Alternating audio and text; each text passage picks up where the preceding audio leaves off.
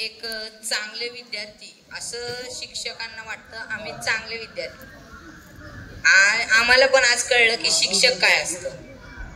शिक्षक म्हणजे शिक्षक गुरु हे ज्ञानाची किल्ली असते, चावी. आपलं ज्ञान आपल्याला गुरु देते. आपण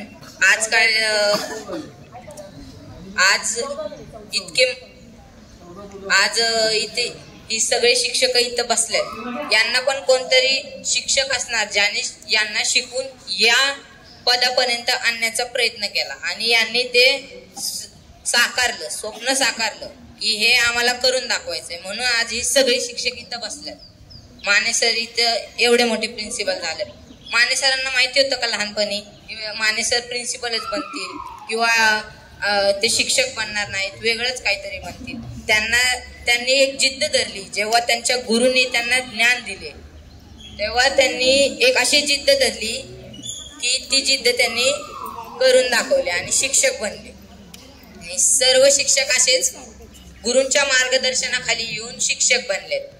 मला आज खूप चांगलं वाटलं की आपल्या शाळेचे विद्यार्थी खूप चांगले आहेत आणि ज्ञान जास्त प्राप्त करण्याची प्रयत्न करतात. मी असं सांगतो की ज्ञान वाटल्याने वाढते. म्हणजे ज्ञान वाटले पाहिजे सर्वांनी. आपल्या घरात आपण ज्ञान वाटले पाहिजे, बाहेर इत्यादी.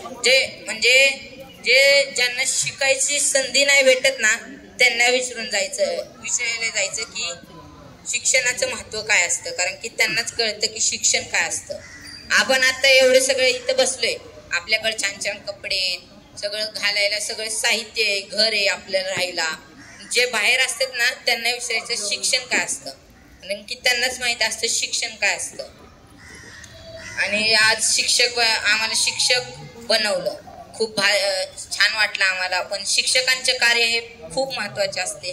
ते आम्ही नाही करून दाखवू शकत, पण प्रयत्न केला आणि आम्हाला चांगलं सहकार्य भेटलं. विद्यार्थ्यांचं सुद्धा चांगलं रिस्पॉन्स देत होते विद्यार्थी, उत्तरं देत होते प्रश्नांची. यावरूनच कळते की त्यांचे शिक्षक त्यांना कशा प्रकारे शिकवतात व किती चांगल्या प्रकारे शिकवतात. धन्यवाद इथं मला बोलण्याची संधी दिल्याबद्दल.